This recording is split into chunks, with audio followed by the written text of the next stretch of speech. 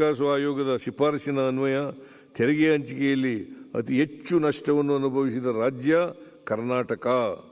14ನೇ ಹಣಕಾಸು ಆಯೋಗವು ಕರ್ನಾಟಕಕ್ಕೆ ಶಿಫಾರಸು ಮಾಡಿದ್ದ ತೆರಿಗೆಯ ಪಾಲು %4.713ರಿಂದ 15ನೇ ಹಣಕಾಸು ಆಯೋಗದ ಅವಧಿಯಲ್ಲಿ 3.647ಕ್ಕೆ ಇಳಿಕೆಯಾಯಿತು.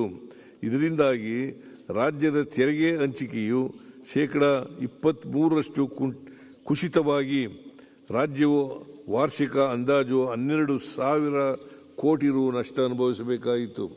ಅಲ್ಲದೆ 15ನೇ ಹಣಕಾಸು ಆಯೋಗವು ರಾಜ್ಯದ ತೆರಿಗೆ ಪಾಲು ಕಡಿಮೆಯಾದ ಕಾರಣ 5,495 ಕೋಟಿ ರುಗಳ ವಿಶೇಷ ಅನುದಾನ, ಬೆಂಗಳೂರಿನಲ್ಲಿ ಕೆರೆಗಳ ಸಂರಕ್ಷಣೆಗಾಗಿ 3,000 ಕೋಟಿ ರೂಪಾಯಿ ಮತ್ತು ಪೆರಿಫೆರಲ್ ರಿಂಗ್ ರಸ್ತೆ ಅಭಿವೃದ್ಧಿಗೆ 3,000 ಕೋಟಿ ಸೇರಿ ಒಟ್ಟು 11,495 ಕೋಟಿ ರುಗಳನ್ನು ತನ್ನ ವರದಿಯಲ್ಲಿ ಶಿಫಾರಸು ಮಾಡಿತು. ಆದರೆ ಕೇಂದ್ರ ಸರ್ಕಾರ ಈ ಅನುದಾನವನ್ನು ಬಿಡುಗಡೆ ಮಾಡಿರುವುದಿಲ್ಲ. 23-24ನೇ ಸಾಲಿನ ಕೇಂದ್ರ ಸರ್ಕಾರದ ಆಯವ್ಯಯ ಭಾಷಣದಲ್ಲಿ ಭದ್ರಾ ಮೇಲ್ದಂಡೆ ಯೋಜನೆಗೆ 5,300 ಕೋಟಿ ರುಗಳನ್ನು ಘೋಷಿಸಿತ್ತು.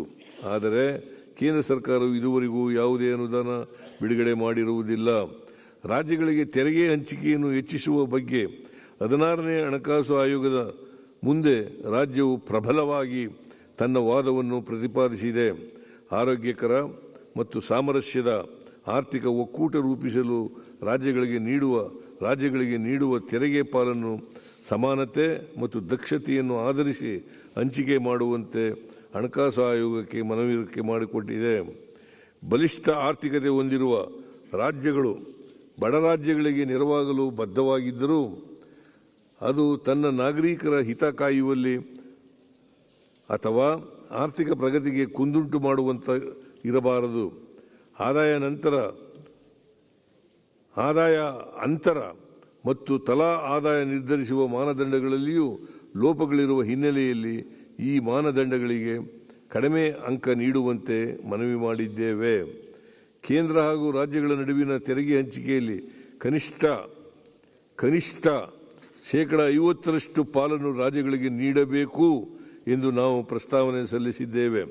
ಇದು ಕೇಂದ್ರ ಮತ್ತು ರಾಜ್ಯಗಳ ನಡುವೆ ಸಂಪನ್ಮೂಲಗಳ ನ್ಯಾಯಯುತ ಹಂಚಿಕೆಯನ್ನು ಖಚಿತಪಡಿಸುತ್ತದೆ. ಕೇಂದ್ರ ಸರ್ಕಾರ ವಿಧಿಸುವ ಸೆಸ್ ಮತ್ತು ಸರ್ಚಾರ್ಜ್ಗಳನ್ನು ಒಟ್ಟು ತೆರಿಗೆ ರಾಜಸ್ವದ %5ಕ್ಕೆ ಮಿತಿಗೊಳಿಸಬೇಕು. ಇದಕ್ಕಿಂತ ಹೆಚ್ಚಿನ ಸೆಸ್ ಮತ್ತು ಸರ್ಚಾರ್ಜ್ ಅನ್ನು ವಿಧಿಸಿದರೆ ಹೆಚ್ಚಿನ ಮೊತ್ತವನ್ನು ರಾಜ್ಯಗಳಿಗೆ ಹಂಚಿಕೆಯಾಗುವ ತೆರಿಗೆ ಪಾಲಿನಲ್ಲಿ ಪರಿಗಣಿಸಬೇಕು. ರಾಜ್ಯಗಳ ನಡುವಿನ ತೆರಿಗೆ ಹಂಚಿಕೆಯು ಸಂಬಂಧಿಸಿದಂತೆ ಒಟ್ಟು ತೆರಿಗೆ ಹಂಚಿಕೆಯಲ್ಲಿ ತೆರಿಗೆ ಸಂಗ್ರಹಿಸುವ ರಾಜ್ಯಕ್ಕೆ %60ರಷ್ಟು ಪಾಲನ್ನು ಮರಳಿಸಬೇಕು. ಆದ್ದರಿಂದ ಹಂಚಿಕೆಯಾಗುವ ತೆರಿಗೆಯಲ್ಲಿ ಇತರ ರಾಜ್ಯಗಳ ಪಾಲನ್ನು %40ಕ್ಕೆ ಮಿತಿಗೊಳಿಸಬೇಕು ಎಂದು ನಾವು 16ನೇ ಹಣಕಾಸು ಆಯೋಗಕ್ಕೆ ಒತ್ತಾಯ ಮಾಡಿದ್ದೇವೆ.